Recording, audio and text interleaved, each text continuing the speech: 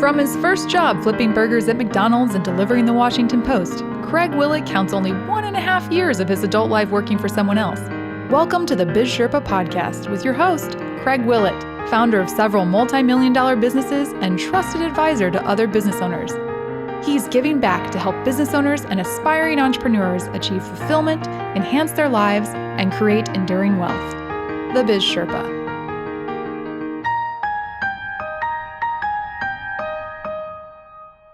This is Craig Willett, the Biz Sherpa. Welcome to this episode. We're grateful to have you again in the Sherpa's Cave. Today we have a special guest, a great friend of mine, Tommaso Cardullo. Tommaso is from Italy, as you'll soon find out by his Texas accent that you'll soon detect. And he's a fashion designer. He has his own company, Tommaso Cardullo Atelier. He has his own design studio in Utah. I'm grateful for his friendship. I've learned a lot from him through the years, and you'll find that we have similar business philosophies. A couple of things that I think make him stand out is that he knows how to take things and make them more simple. And I also think that he has the ability to love and enjoy life. I've spent time traveling Europe with Tommaso, and we had a great time. He just has an ability to make people smile just by his very nature. So you'll see, and you'll start smiling too. I'd like to welcome today Tommaso Cardullo. Craig, thank you. This is a treat for me. Excited to be here. It's a great pleasure. You know, I want to share a little bit of background on you. You're from Italy. I'd like to know from you your childhood and what it was like and what you envisioned yourself being someday when you, quote unquote, grew up, if we ever grow up. But what did you envision as a child? I am a dreamer. I'm a passionate person. I've been blessed with a large amount of energy. So I've always loved life. And I was very blessed to be born in Italy, where there is so much beauty and gusto for life. Everywhere you turn. So, I was born and raised in this town in Sicily, very close to the ocean. So I enjoy beautiful weather, beautiful surrounding, and a dream to become one day a designer. That dream came true. How did you find that you had that passion, not only in your mind, but what did you see and what manifested itself in your life to where you're able to detect that? Because often we go through life and we wonder, what do we really want to do? I mean, I wanted to be a fireman when I was young, but I've done nothing close to that. So how did you figure out you had certain passions or talents, and how did you discover those to be able to articulate you wanted to be a designer? Some of us are fortunate enough to know that there are certain things that we enjoy. And being raised also in a kind of middle-class family, they probably realized that I was very artistically inclined, that I loved fashion, that I had a sine qua, something that, a sixth sense about style. It was natural for me. It was absolutely natural. So I could see it in everything, from making a dish during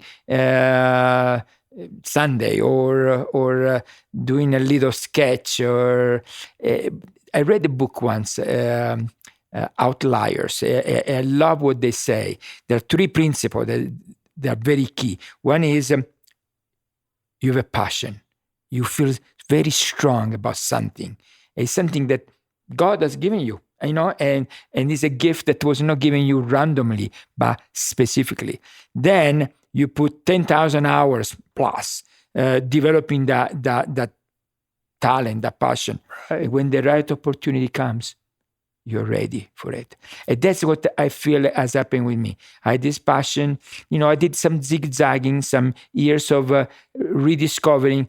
But at the end of the day, that was my passion. And now after 10,000 plus hours, the right opportunity came, and here I am. And it's been a beautiful journey. I think that's great. I think back to my life, and I joked about wanting to be a fireman as a young child, but really I had in my mind's eye me doing something, but I didn't know how to articulate what it was. I didn't have the tools or the skills or the exposure to the experiences in life to know what that was. And later I did. When I had clients who were real estate developers, I thought, well, that's what I saw myself doing when I was a young boy. And I think what you said is really important, the zigzagging. There's a period of discovery that we all go through in life. And so share with us some of what you discovered. I mean, you went from being in Italy to coming to the United States. So what did you discover when you came to the United States that might have been different? And how do you view the world? I feel that the world is a canvas, a white canvas, and we are the artists. In fact, I even tell my children that we are not Italians, we are not Americans, but we are citizens of the world. Take the best out of any culture. I mean, I love traveling. I found traveling very fulfilling and thought-provoking, feeling provoking. I love the Asian culture, the Mexican, the Peruvian, the Canadian.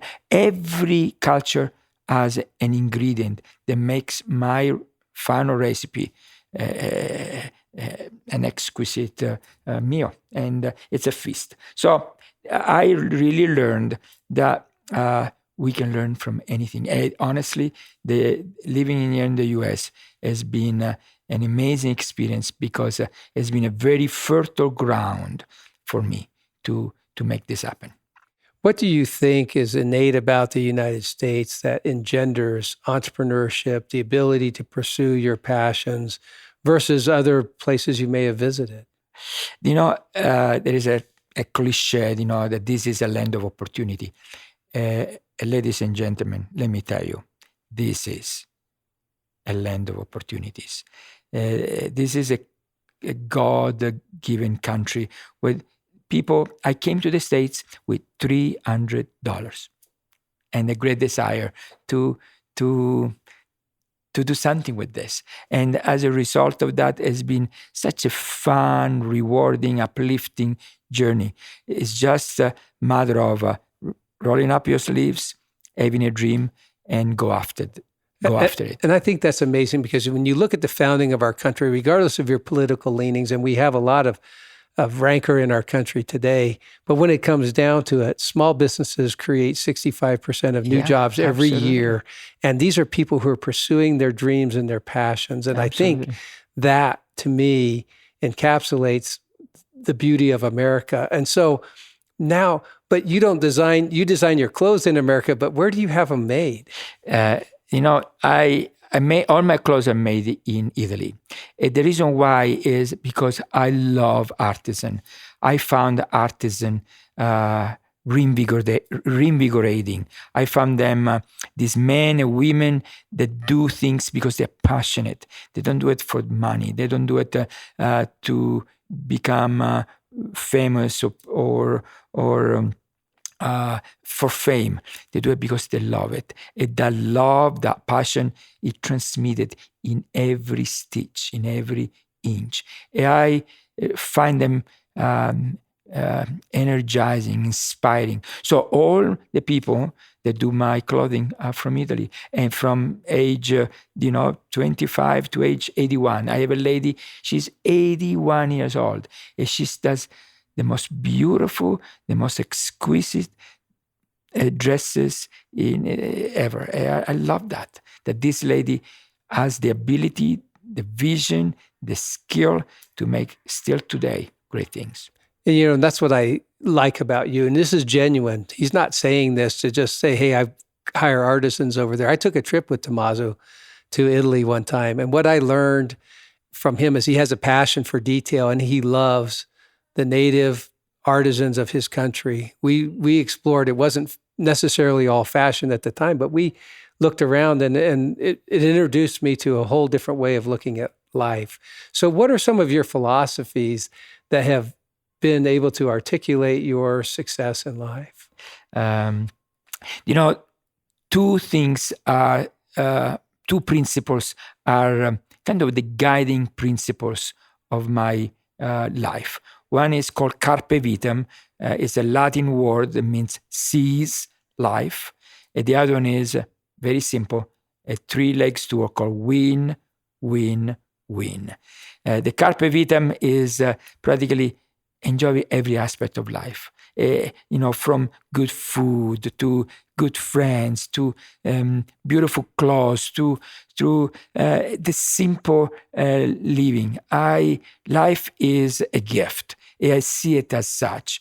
Even during this time where we are in the midst of a pandemic around the world, a confusion and a distraction, there is beauty. I always say, sometimes I used to say, don't look the glass half empty, look the glass half full. Today I say, just be grateful that there is water in the glass, and just be happy with it. So that's why carpe vitam is and one I of the love guiding that principles. because I think there's a video that you're sharing with us that you had produced that takes what your philosophy of carpe vitam, and I think it'll be a great addition for this episode. So we'll be watching that as part.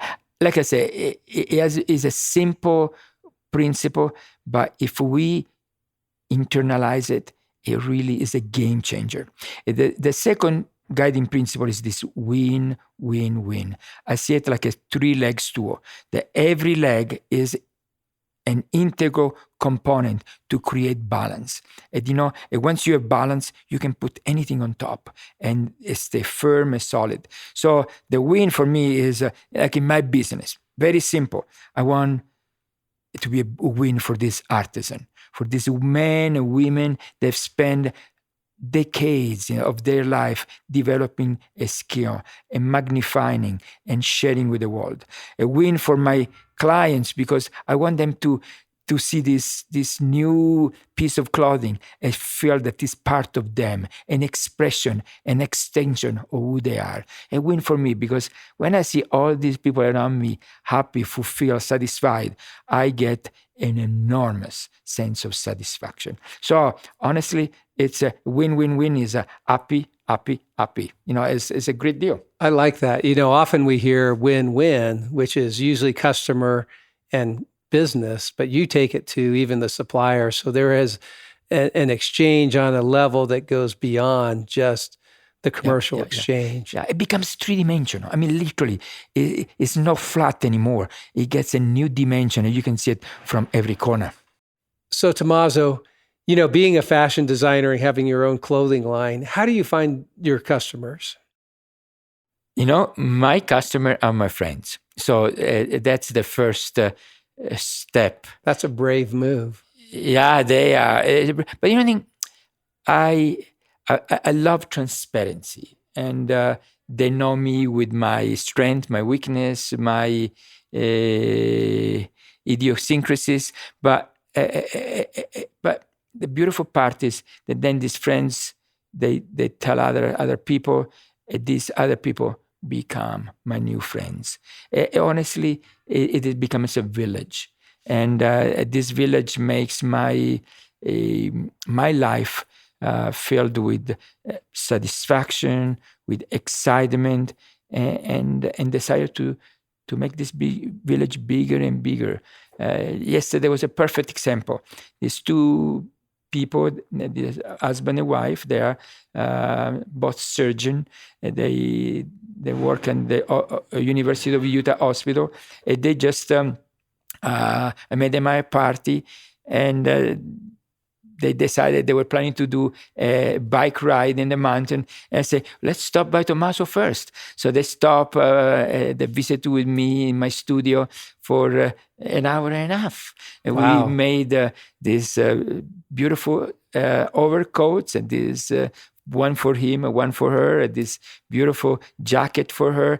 And we had a blast.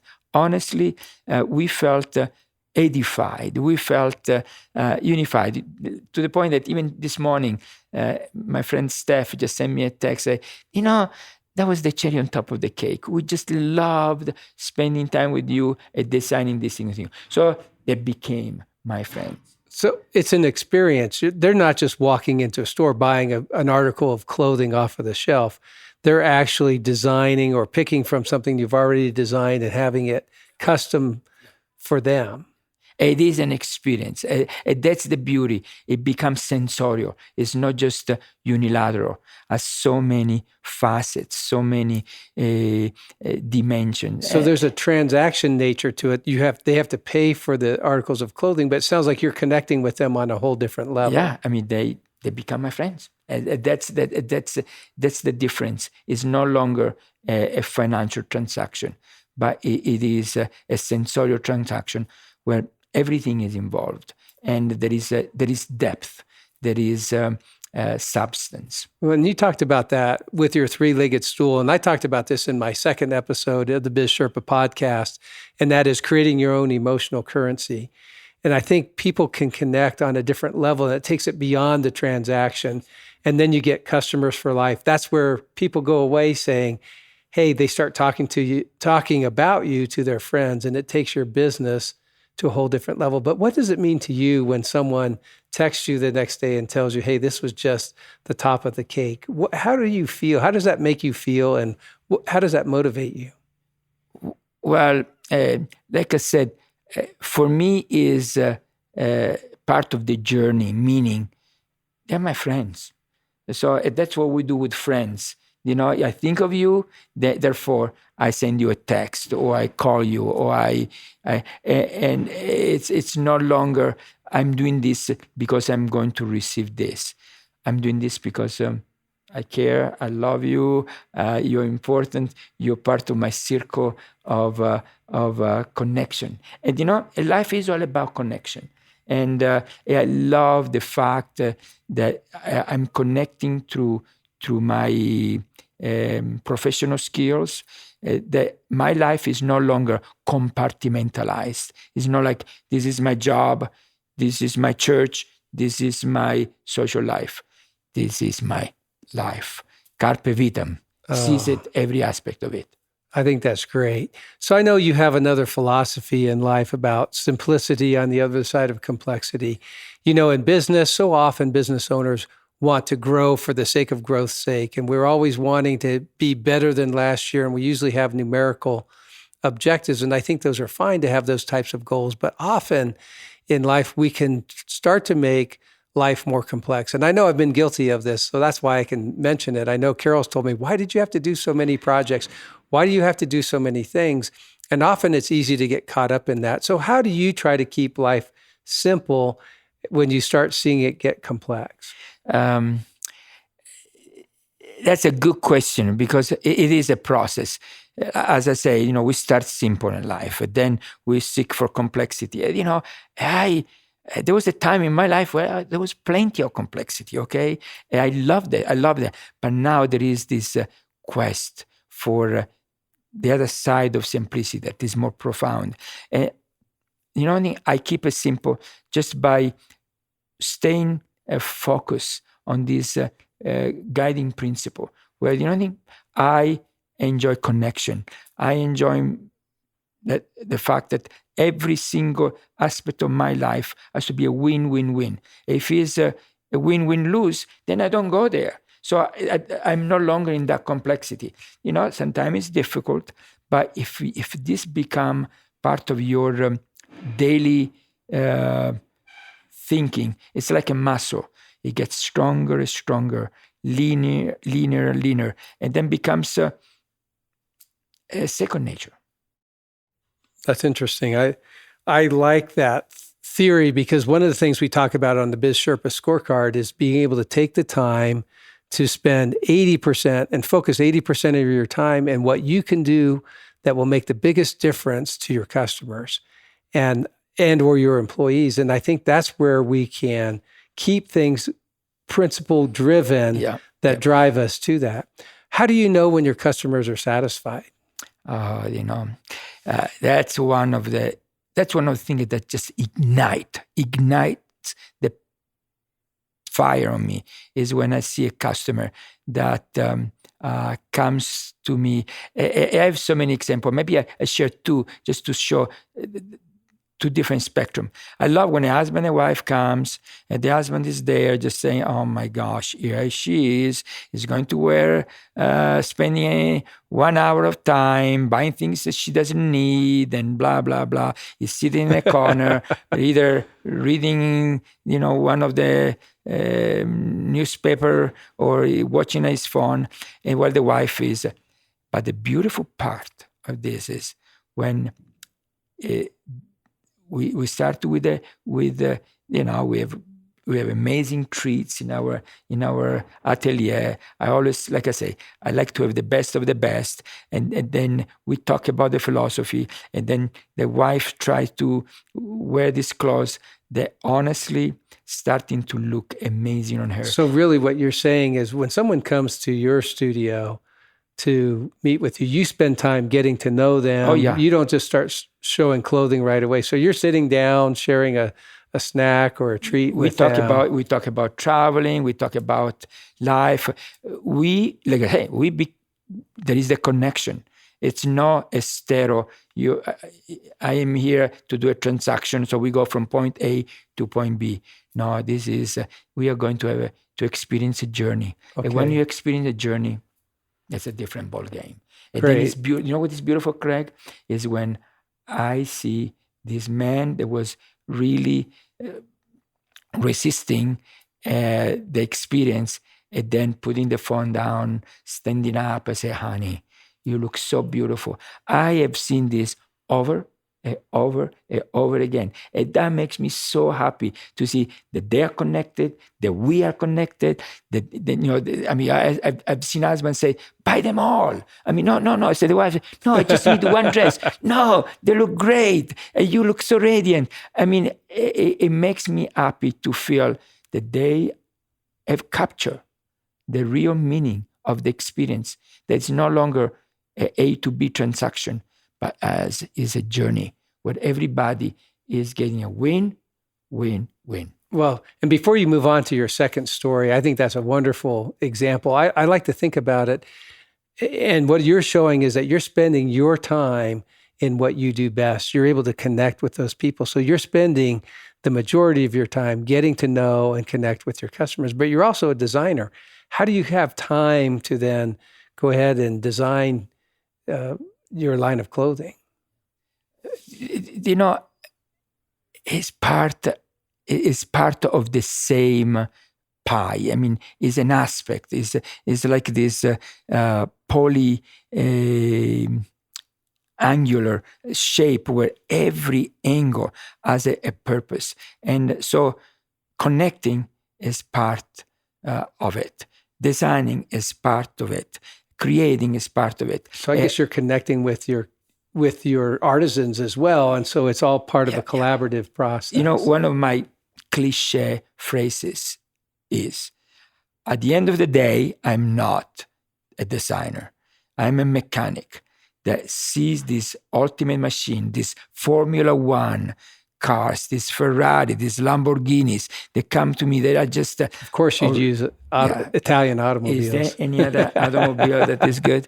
Anyway, but this incredible machine. And my purpose is really to make sure that they are tightened, that the bolts are all in place, that the tires are changed, that the oil is fresh, that the machine is calibrated to a point that when it's ready to go to the road, he is ready to win the race. And that what ignites my fire. That's what creates this synergy. And honestly, it is magical. It happens, Craig, day after day, meeting after meeting. That's the greatest fulfillment for me. That's what I feel like I've done a good job. I have one thing. When I feel goosebumps, it's like a seal of approval. We are in the right place at the right time. So what is the greatest experience you've ever had with one of your customers? Oh, there are so many, but there is one that I think is a very top. It's just the one you were going to share, by the way. I don't know. You were going to tell us two stories and I interrupted you. So, no, good. You're good. You're very good host. It was this 90 years old lady that she was a referral, meaning a lady, a friend of mine who knew me and knew what I did, invited her, said, you need to go to meet Tommaso. She was 90 years old, and she was going to celebrate a 75 years anniversary, and she wanted a dress for this occasion. And she came, she was maybe, I don't know, not even 5 feet tall, silver hair, this beautiful, piercing blue eyes. And she was just shy and sheepish. She said, I never, own a nice dress. I probably, what happened, she got married and she eloped when she was younger. And now we found this beautiful white dress with this gorgeous blue flower that just matched a beautiful blue eyes. Oh, wow. Sounds stunning. It was beautiful on her. I mean, it was a light switch. She said, I've never felt, she said, so beautiful in my life. And she said, I guess it's never too late. I said, it's never too late. And then, she invited me to the reception.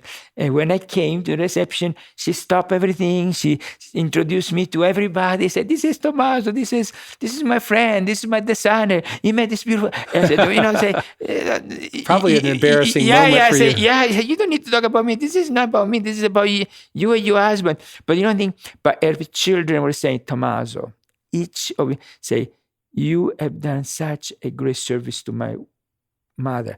She was so happy, to have a new friend, to have made this new dress. And that's payday for me. This is what matters. Everything else is just a garnish. That's the real meat. And that's what I think why we're such good friends. I have this philosophy in business that I share often, and that is there's an emotional currency that goes beyond the dollars and cents. Yes. And the money will take care of itself. And so even on our Biz Sherpa scorecard, I talk about going out and measuring your customers' satisfaction, get their feedback, because it can be energizing. And if it's not, then you know where you need to spend 80% of your time trying to fix that. But for you, that embodies for me what you experienced.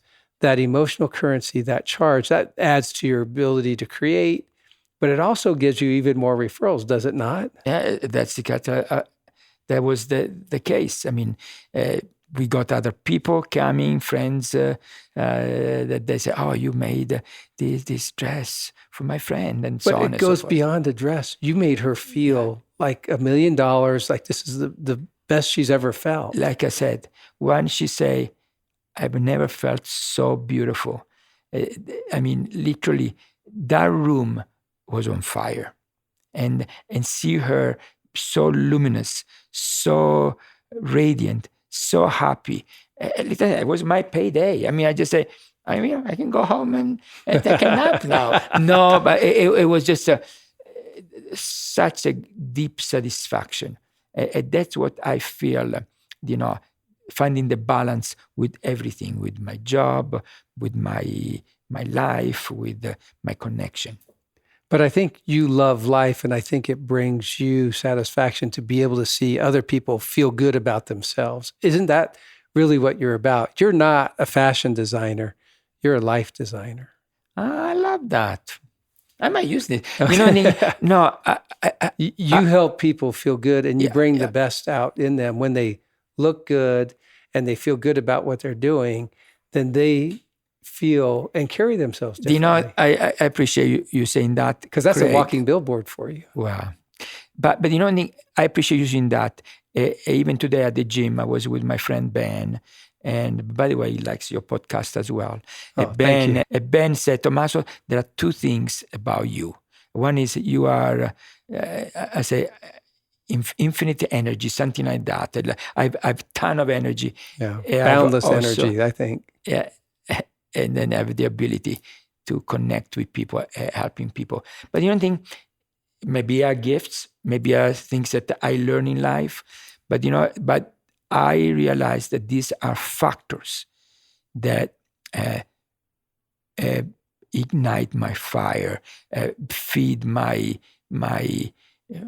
satisfaction, appreciation of life. It's just the fact that Even though I'm 58, I can run as fast as 30 years old. I can do my 1 hour, high intensity training daily, feeling like I'm one of them. But at the same time, I just feel love the connection with people that are, 5 years old to people that are 90. And I think that's one of the beautiful things, right? I mean, in life, if we're just after a financial goal or after some other aspect of our life, we're going to burn out.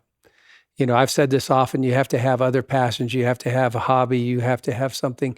But I think in business, what keeps you alive as a business owner and what makes you sharper is that ability to connect with your customers and go beyond, whether it's you or your employees who are on the front line, but it's being able to go above and beyond and exceed their expectations.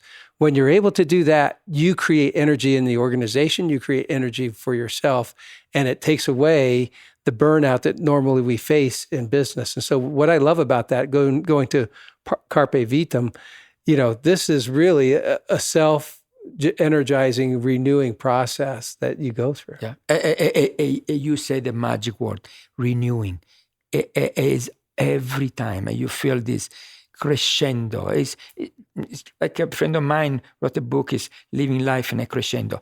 That's how I feel. I feel like, wow, I'm getting more energy. I need to sleep less. I need to I mean, literally, I feel young. Again, it's just a matter of feeling, because but it creates the balance, the three-leg stool where everything is equally measured and provide a stability where you can put anything on top without fear of sliding off or going away. I appreciate that, and I think there's some real secrets to that in business, and I hope that our listeners will really consider that in their lives, of how they can create that energy every day in their life. It doesn't come from external sources; it comes from internal sources and connections.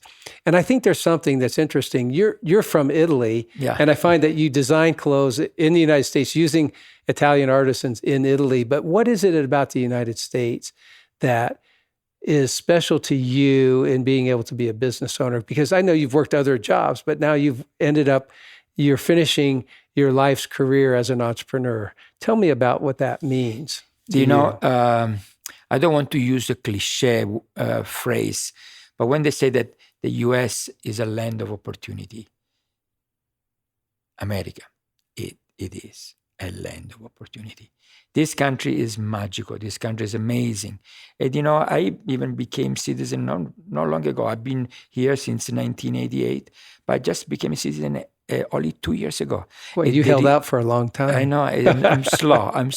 But, better slow than never, Yes. But the reason why is just because I came at the beginning, I said, I don't need, to become a citizen to appreciate something. But then came the time where I say, I'm thankful for this amazing country, for what has done for me, for what has done for my children. I don't know if I mentioned this before, but, I never decided to come to the States. There was no desire. But then I lived in England once for 2 years. I started to experience the world. I said, wow, this is beautiful. Then I want to further my education, improve my English, still in the process. and so I decided to come to school here in the US. It has been a fertile ground for growth in any aspect, intellectually, spiritually, emotionally, professionally. This has been truly a land of opportunity. And regardless the confusion, the troubles that we're experiencing, this is still a land of opportunity. I appreciate what you say, because we do live in a time there's a lot of rancor and a lot of division in our country, but the heartbeat of American enterprise is small business. They Absolutely. create over 65% of new jobs annually and are responsible for over 45% of jobs in total. And so I think that's employers with less than 500 people. But I find it interesting that is where the key to America is. And I think if we could step back from all the politics and really look at what drives the economic engine, what drives our passions, what allows us to feel good about ourselves. To me, I think it's interesting that you started as a young boy in Italy, imagining yourself designing things. And now you come to the United States and you're in a position now where you're able to realize that dream that you had. Yeah. And honestly, this was fertile ground for that to happen, for that to come to fruition. And it's been, I'm very grateful for it. I mean, deeply and profoundly grateful. Well, you can't get by on coming on the Biz Sherpa podcast as a guest and not be asked the very most difficult question you've probably ever been asked in your life. And that is, what is your greatest failure and what did you learn from it?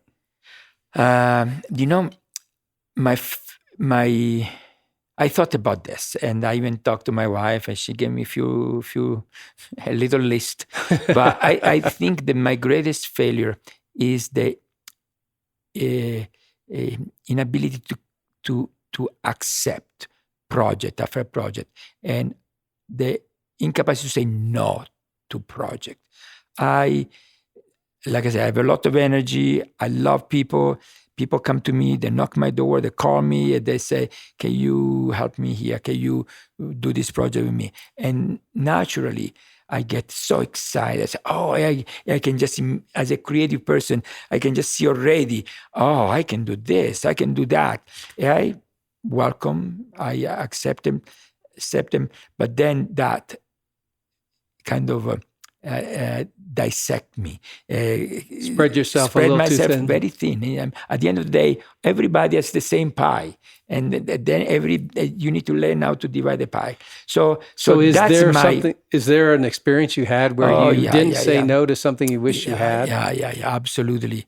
I always wanted to have a restaurant. I thought it would have been beautiful to Italian, be of course. A restaurant. Yeah, very small, sexy, and very elegant, and with amazing, exquisite food, and so that was the dream. And then, a few times I was approached. Finally, I said yes to, but rather than a small restaurant that was intimate and elegant and exquisite, we did something at the mall, and was just a disaster. I mean, it was a good experience. I've learned amazing lesson from it, for which I'm very grateful. But it's, in a way, I wish to have said no, or I wish I would have done something different. But again, there is no rancor. There is no say, I wish I wouldn't have done it. I say, it would have been better. But I've learned so much, for which I'm grateful for. I think that goes along with your philosophy of simplicity on the other side of complexity. So often we feel pulled that we have to do and do more and grow bigger for growth's sake. And sometimes I think it's good to step back and try to look at the more simplistic things to allow us to focus. Yeah, absolutely. And I think it's really interesting that through all your career and all the different things that you've done, that you've been able to now step back and simplify on a few key principles that really dictate your life. Yeah, this simplicity really has been a game changer for me. The fact that I wanted to grow organically. At one point, my business partner told me, let's open a new atelier in New York. We have this incredible place that is, of course I was enticed. I mean, this is great. That's really ignites your ego, right? Yeah, absolutely. But then again, fortunately, I had the good sense to say, let's keep it simple. Let's grow organically. And this simplicity has provided so much serenity, a control. Again, the balance that I always said, let's build everything on this 3-leg stool where every leg is placed with equilibrium. So simple is the name of the game. Great. Well, I think also passion is one of the names of the game. And what I like about you is you focus on the heart. You love your customers. Your customers sense that. You take an interest in them. And so I would say, yes, simple is the name of the game, but I think love and passion really dictate that. And I think those are self-energizing in and of themselves. I'm grateful that Tommaso Cardullo would take the time today to visit with us and share his secrets to success. I think we can all find a greater energy in life and a greater passion for what we do if we listen to and take his advice. Thanks for taking the time to be with us today, Tommaso. Craig, was my privilege, my pleasure. And honestly, you are very, very different to me, but I appreciate the opportunity to be here. It's been great. Well, again, I hope that today we've learned and reemphasized some of the principles that I think are really important in life, and that is spend 80% of your time doing what you have the talent and ability to do that will make the biggest difference in the lives of your customers. Tommaso is an embodiment of that. And then reach out and find out how your customers are doing. There's an emotional reward that will come from that, or a self-correcting time to reflect and allow you to then readjust where you're spending your time and your focus. I think that the Biz Sherpa scorecard really helps us focus on those two things. I'm grateful that Tommaso Cardullo would visit us today. This is Craig Willett, the Biz Sherpa.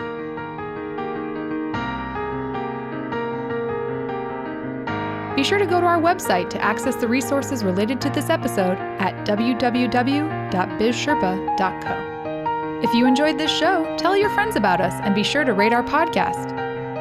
Craig would like to hear from you, so share your thoughts in the Facebook community at bizsherpa.co. Follow us on Twitter at bizsherpa_co and on Instagram at bizsherpa.co.